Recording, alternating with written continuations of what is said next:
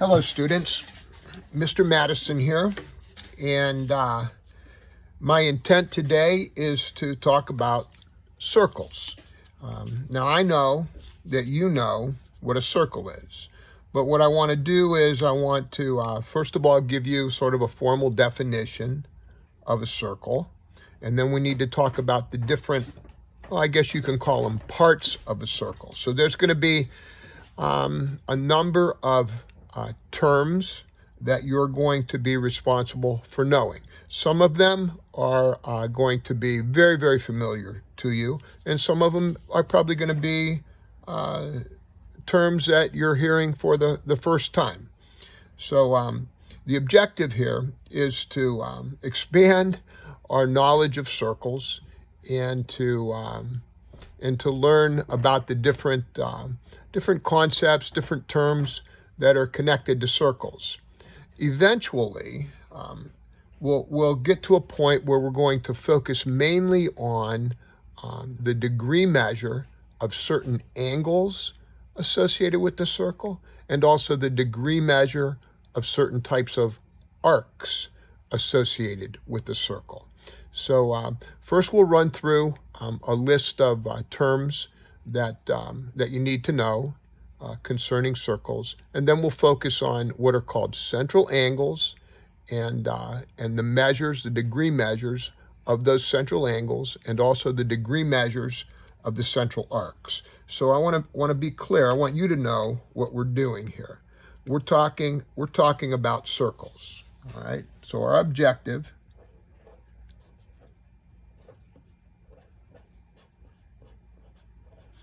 is to probably one or two part of objective here, 2 or 3 part objective. We want to learn the parts, for lack of a better word. These are terms associated with the circle. Learn the parts of the circle.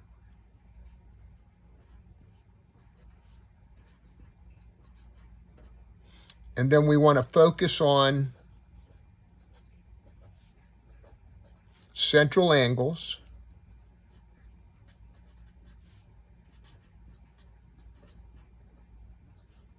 and what are called intercepted arcs.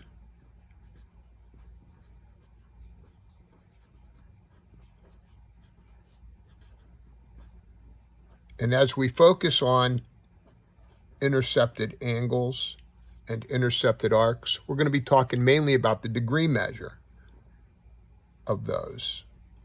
Okay, so here we go. First of all, I said I was going to give you a formal definition of a circle. By definition, a circle is the set of points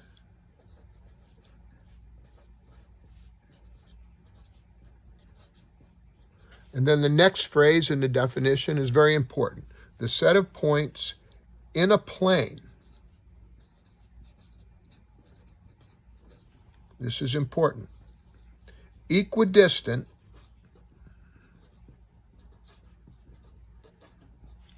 from a given point.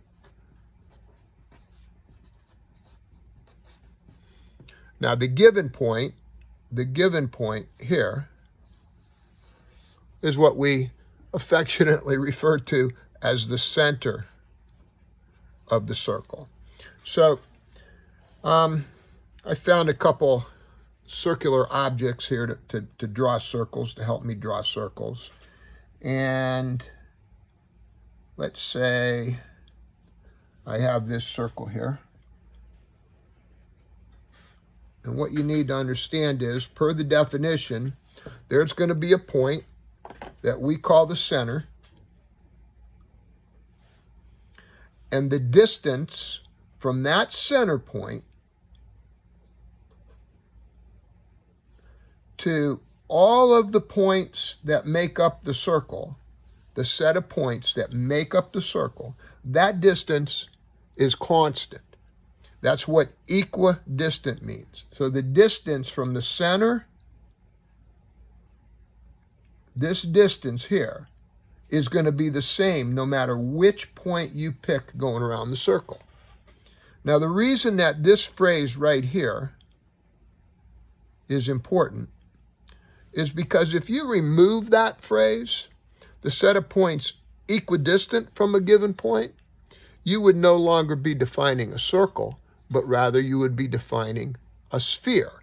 A sphere would be, any type of a ball that you can picture, say a baseball or a basketball. A sphere is a three-dimensional object, but every single point on the surface of a sphere would be equidistant from a center point.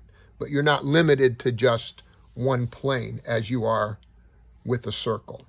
Now, this distance from this center point out to the circle is called the radius. Now, I'm going to put some points here. I'm going to call this point Q. And I'm going to call this point T. Now, the word radius actually sort of has a dual meaning. I could say, it would make perfect sense to say that the radius of this circle is 3 inches and give a distance. So the radius could refer to the length or the distance from Q to T. But the radius as a term could also refer to this line segment that goes from Q to T. So the radius, if you're asked to name the radius, you could say QT, just like that, and that would be the distance from point Q to T. Or you could say QT with the line segment symbol over the top. So the radius, again, sort of has 2 meanings. It could refer to the distance from the center out to the circle, or it could refer to that actual line segment from the center with one endpoint at the center and the other endpoint on the circle. By the way, when you name a circle, you name a circle using the center point. So this circle right here, if I'm going to name this circle, I'm going to name this circle by its center point. And I'm going to put a little symbol for circle, looks like this. And then I'm going to just name the center point. So this would be circle Q. If that point was some other point, then I would use the circle symbol and put that point down. All right, so these are the terms that we've covered so far. Radius, and secondly, how to name a circle. So everybody needs to know how to name a circle. Everybody needs to know what a radius is. Now, if I take this radius and I extend it all the way through the circle, let me put another point here. I'll call this point W. Then this becomes the distance from W to T becomes the diameter. So the diameter then is the distance across the circle through the center point. The word diameter, kind of like the word radius, has sort of a dual meaning. The diameter could refer to the distance across the circle or the length of the line segment WT. Or it could refer to that line segment itself. So it would make perfect sense to say the diameter of this circle is 6 inches. But it would also make sense to say that the diameter of this circle is the line segment WT. Now, I know that these two terms, radius and diameter, are not new to you, but a lot of what we're going to talk about today is going to involve these two terms, so I thought that I would just review them with you very quickly. Okay, let's go on. The relationship between the radius and the diameter is this. Whatever the radius is, if you multiply it by 2, you're going to get the diameter. Or you could say that whatever the diameter is, if you divide that by 2, you're going to get the radius. The point is that if you know one, you kind of automatically know the other. if the distance from W to T is 100 feet, then the distance from W to Q would be 50, and the distance from T to Q would be 50. On the other hand, if you know that the distance from W to Q is, say, 11 inches, then you know the distance from W to T would be double that, or 22 inches. So this is just a little way to express the relationship between the radius and the diameter. But again, the point is, once you know one, you kind of automatically know the other. If you have a circle,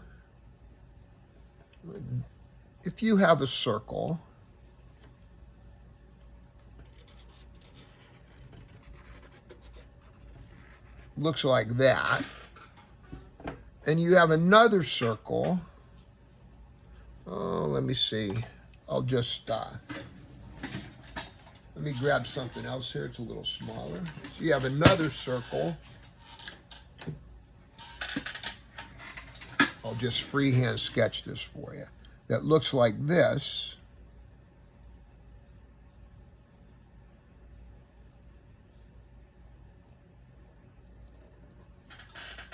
And what I'm trying to do is I'm trying to draw these two circles so that they have the same center point. In fact, I'm going to draw another circle.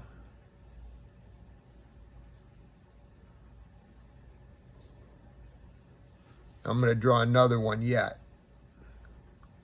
Now, if you're thinking that this situation right here looks like either a target, like you would shoot an arrow at, say a bullseye, or some sort of a circular wave. Can you picture dropping a pebble into a pond and the circular waves emanate out from the point where the pebble went into the water? These types of circles have a name, and you're responsible to know that. These circles are called concentric circles.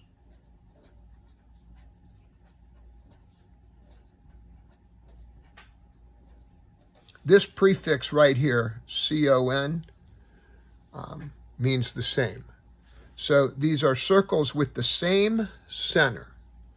And the two examples I gave, a target or a bullseye, and circular waves, those are just good examples of concentric circles. So you need to know that concentric circles refer to circles that have the same center point, the same center point.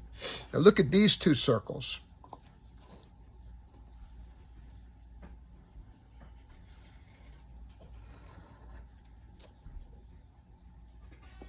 As I construct these two circles here, I'm using the same, I think this is a lid off of some sort of coffee container, but these two circles have the same radius. These two circles are exactly the same size. You know what we call those? We call them congruent circles.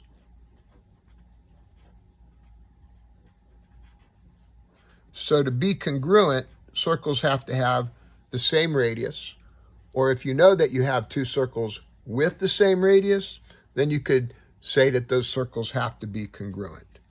Concentric, same center. Congruent, same radius.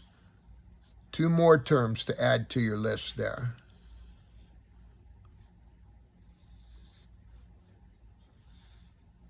All right, onward we go. I'm going to make another circle here.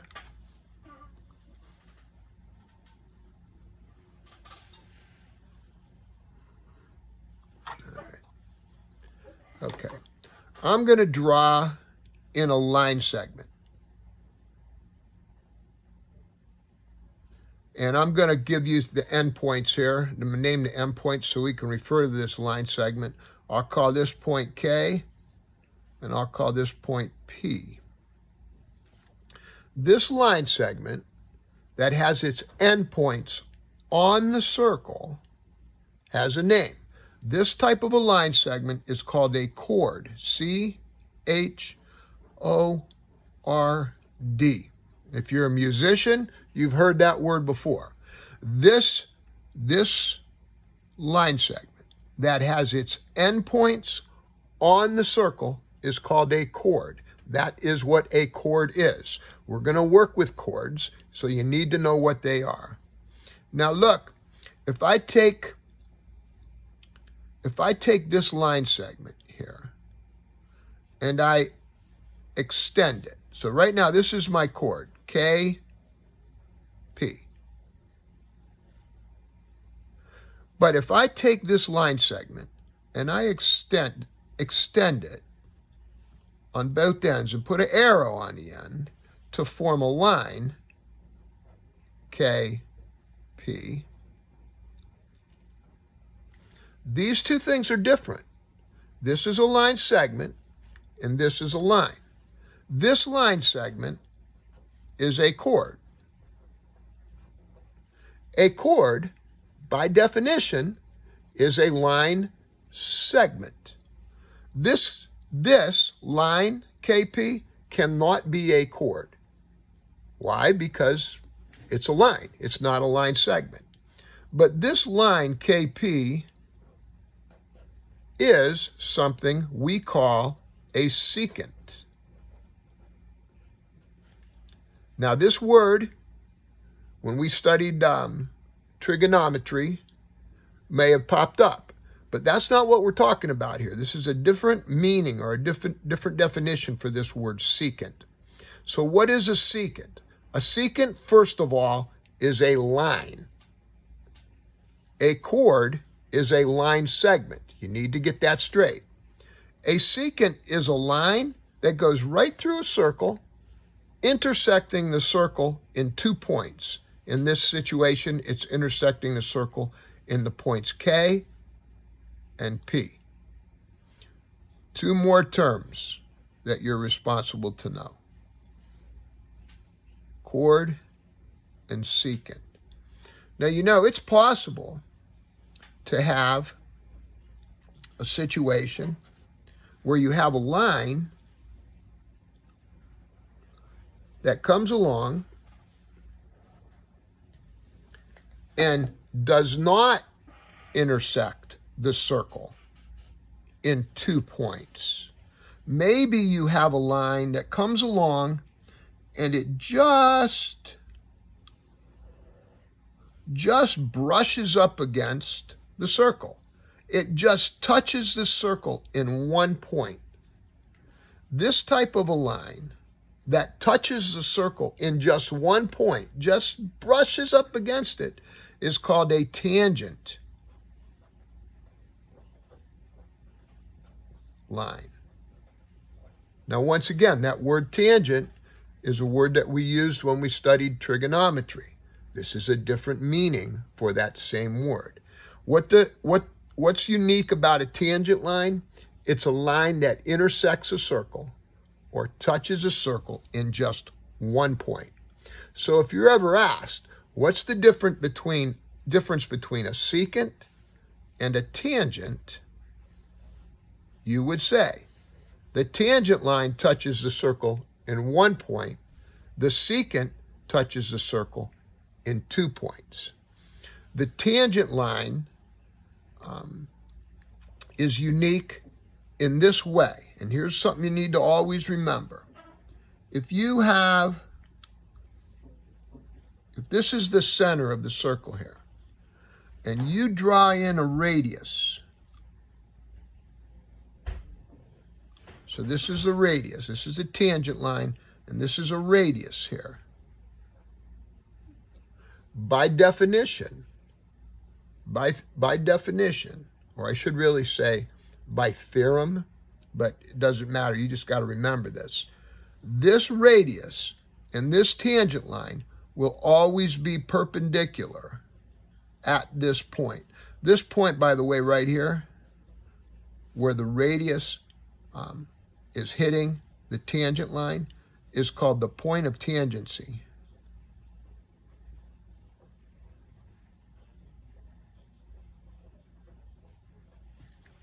So by theorem, here's what you need to remember.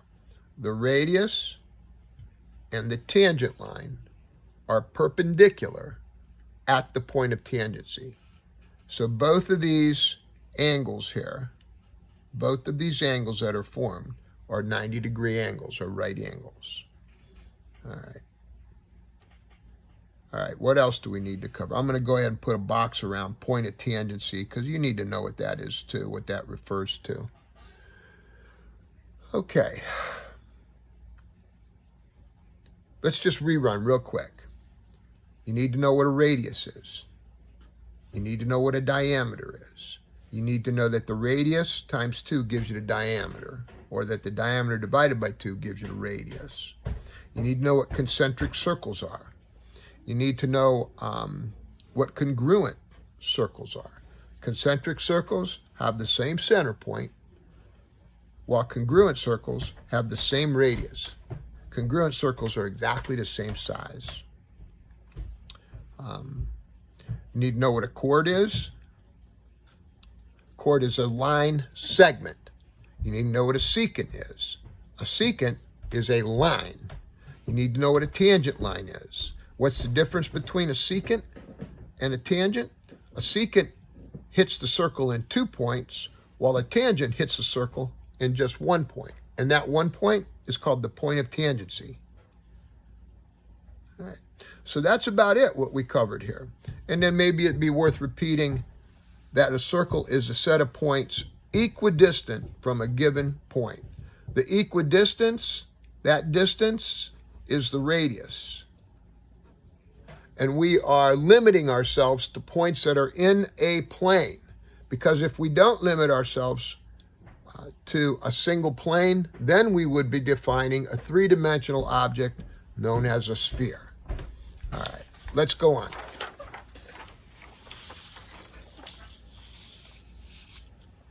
I'm going to make a circle.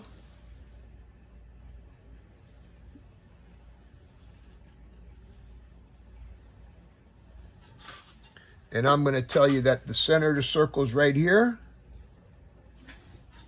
And that's point O. So this is circle O. I'm going to draw in a radius. And I'll call this A. Point A. I'm going to draw in another radius here. And I'm going to call this point W. Okay. Now, when I draw in those two radii, I'm forming an angle right here. So this angle right here, I'll put a little dot there just for a second to refer to it. This angle right here would be angle AOW. Angle AOW is located where? It's located at the center of the circle. We call such an angle a central angle, and it makes perfect sense to call it that. Why? Because it's at the center of the circle. So angle AOW is what we call a central angle. So I need to add a term to your list. Central angle. You need to know what that is. It's an angle that's formed by two radii at the center of a circle. All right. Now, this part of the circle that I'm going to scribble on right here, this part of the circle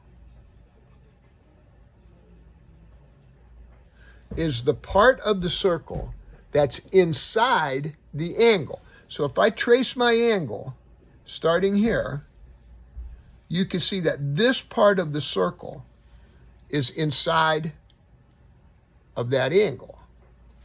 A part of a circle, in this instance, it's the part of the circle that goes from point A to point W. A part of a circle is called an arc. So the part of the circle that I've scribbled on, here's how I would name that. I would put A, because that's where it starts, and then W, because that's where it ends. And then I would put this symbol over the top. That's the symbol for arc. And I would say AW is the intercepted arc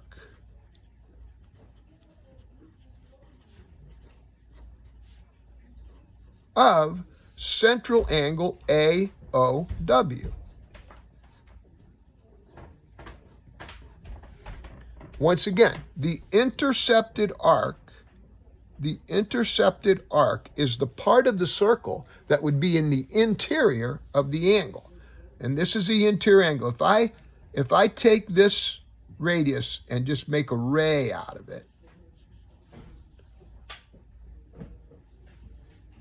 you can see that this area here, from here to here, is the interior of that angle between the two rays. So this part of the circle from A to W is the part of the circle that's in the interior of that angle. We're going to talk about the degree measure of that central angle and the degree measure of the intercepted arc. And here's what you need to know right off the bat. If this angle right here is, say, 50 degrees, then the degree measure of this intercepted arc is also going to be 50 degrees. The central angle and its intercepted arc always have the same degree measure. Now, when it comes to arcs, when we're talking about arcs, there's three kinds of arcs.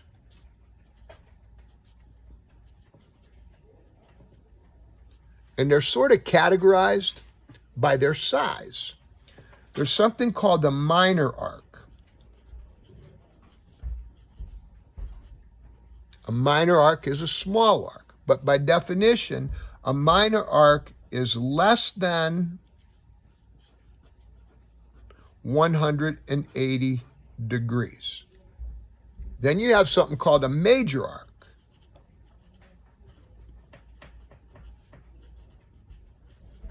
By definition, a major arc is more than 180 degrees. And then the third kind of arc is called a semicircle.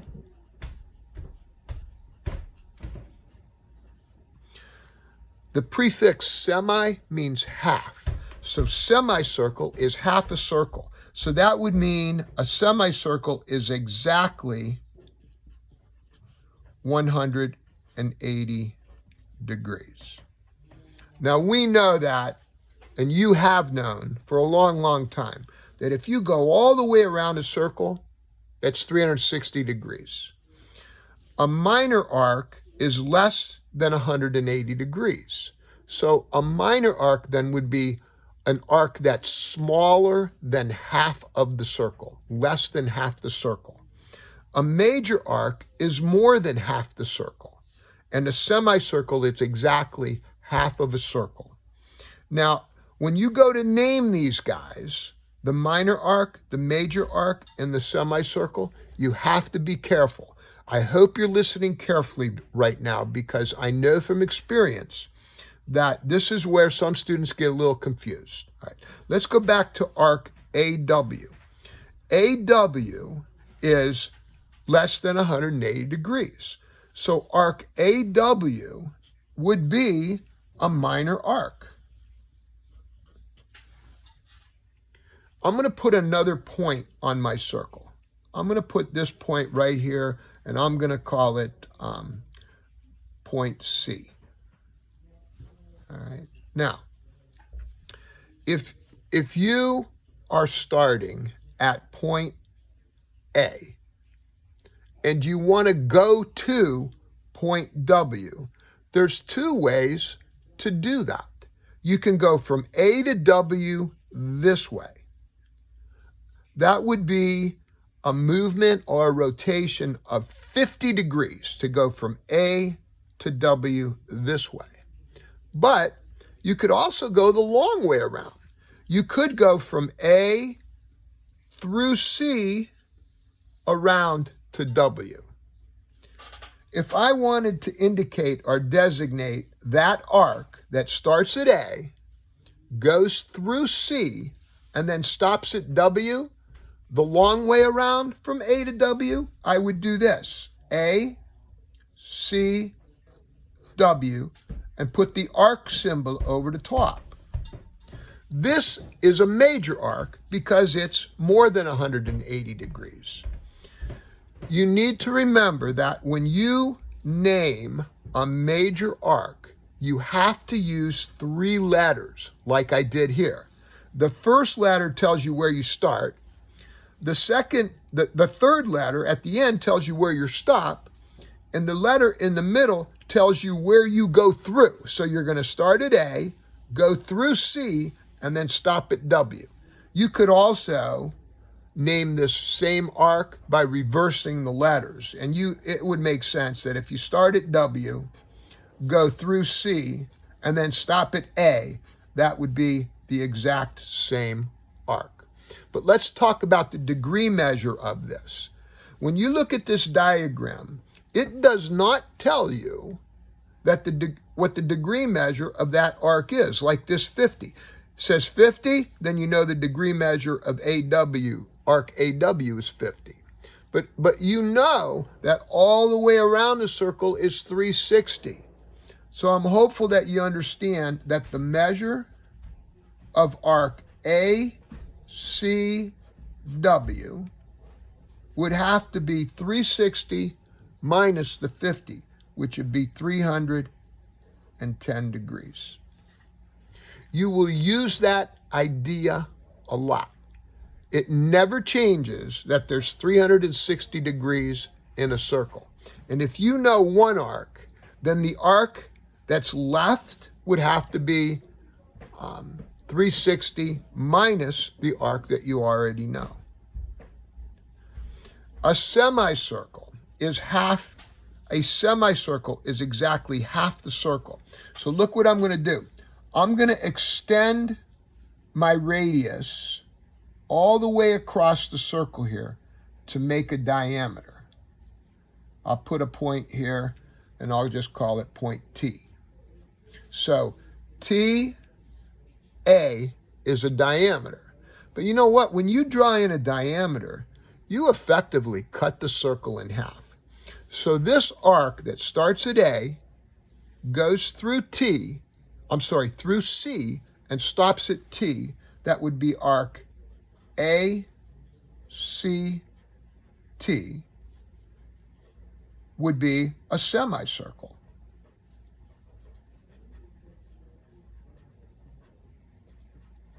And its measure, the measure of that arc, would have to be 180 degrees. But if ACT is a semicircle, then AWT would also be a semicircle.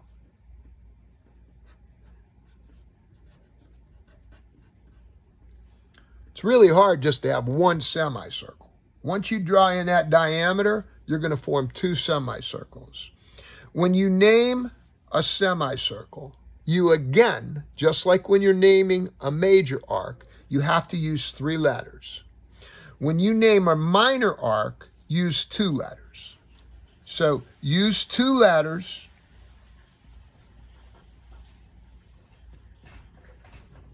to name a minor arc, and then use 3 letters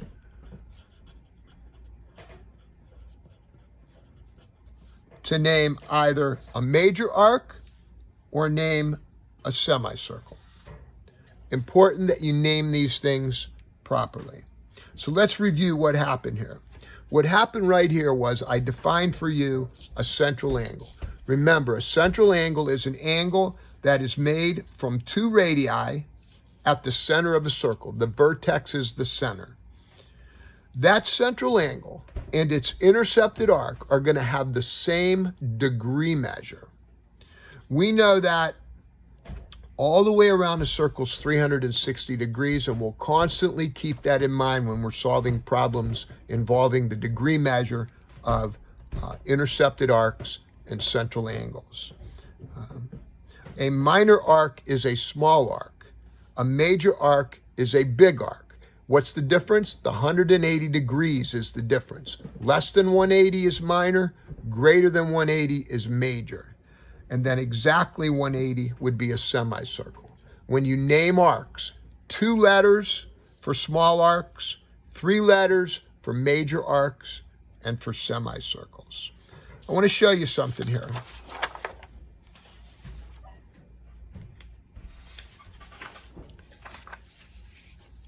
Look at this situation.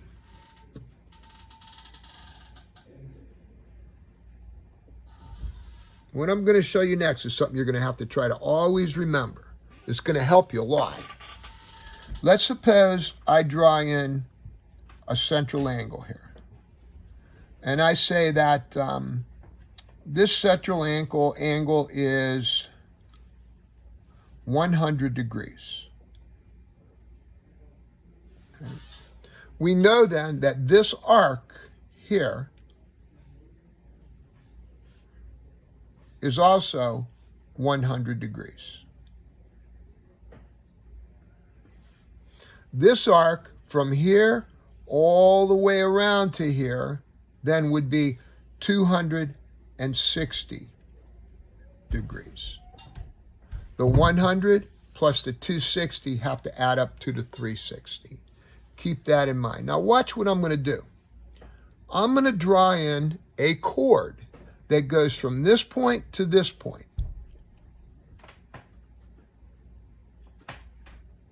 When I draw in that chord, I form a triangle.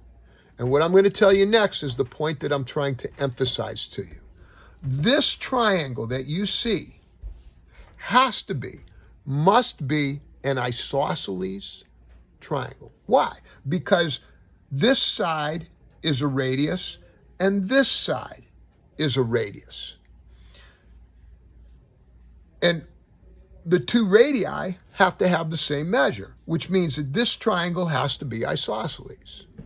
I'm going to put a little dot right here and a little dot right there so I can refer to those 2 angles. What do you know about those 2 angles? Well, what you know about those 2 angles is that because these 2 sides are the same, these 2 angles have to be the same also. Angles opposite congruent sides are congruent. Or you can just simply say the base angles of an isosceles triangle are congruent. We know that these 3 angles inside the triangle add up to 180. So if this guy's 100, then this guy here would have to be 40, and this guy here would have to be 40. So what I'm trying to tell you is that if you know the measure of the central angle, I'm going to run through another example here. If you know the measure of the central angle, let's say you know that this is 80 degrees right here, and you draw in this chord, you know that this triangle that you formed is isosceles. And this angle have to be the same. In this case, each one of these guys would have to be 50. That little recognition there that this is an isosceles triangle and that these angles are going to be congruent to each other, you have to remember that because there are going to be a slew of problems where that's going to come to play. All right, let's do some example problems.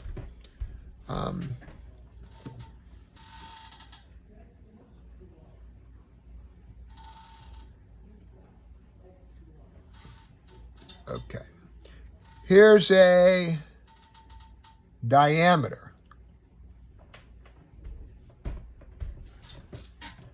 And I'm going to draw in a central angle here. And I'm going to tell you that this angle right here is 40 degrees. Let's put some points. We'll call this point A. We'll call this point B.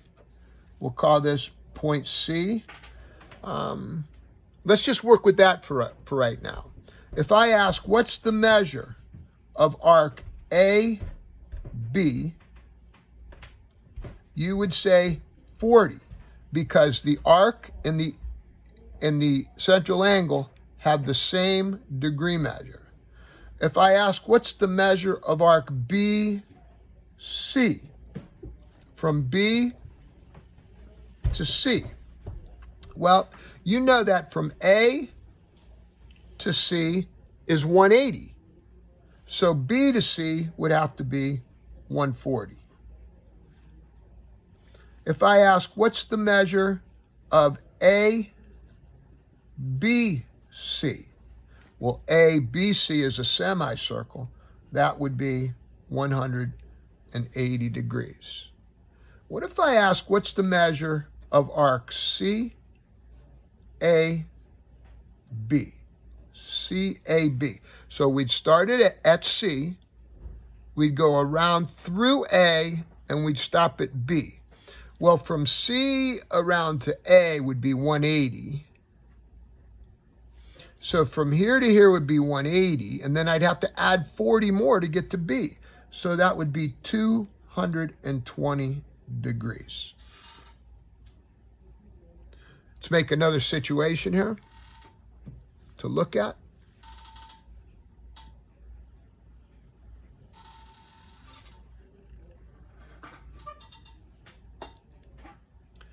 Let's suppose I give you this angle right here.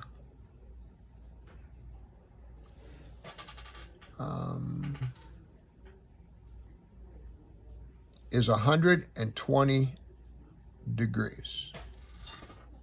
And then I draw in this chord.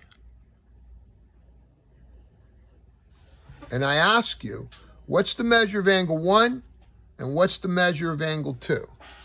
Well, I emphasized this to you just a bit ago. This side of the triangle is the same as this side of the triangle because they're both radii, which means that these angles 1 and 2 have to be congruent. And the 3 angles inside the triangle always add to 180. So if that's 120, then each of these guys here have to be 30 degrees. Now I'm going to take this point right here, and I'm going to draw a tangent. Remember, a tangent touches a circle in just one point. What do I know about this angle right here? What I know about this angle right here is that it has to be a right angle. And this has to be a right angle. Why? Because the radius is always perpendicular to the tangent at the point of tangency.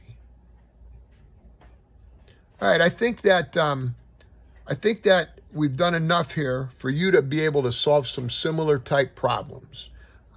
And I'm hopeful that this instructional video has been helpful to you. Let's run through very quickly what you need to take away from this instructional video. These are the terms. You need to know what a circle is. By definition, the set of points in a plane equidistant from a given point. You need to know what a radius is, what a diameter is, what a chord is, what concentric circles are, what congruent circles are. You need to know what a secant is, what a tangent is, point of tangency. Those are terms that you're going to be using over and over again. A central angle is an angle that's formed by 2 radii at the center of the circle. The vertex of the angle is the center. The central angle is going to have part of the circle inside of it. That part of the circle that's in the interior of the angle is called the intercepted arc of the central angle. You need to remember that the intercepted arc has a degree measure that's equal to the degree measure of the central angle. When it comes to arcs, they're sort of categorized by their size. An arc that has a degree measure less than 180 is minor, greater than 180 is major, exactly 180 is called a semicircle. When you name arcs, if it's a minor arc, just use 2 letters. But if it's a semicircle or if it's a major arc, then use 3 letters to name the arc. So that's a quick rundown. I hope this has been helpful. Thank you for your attention.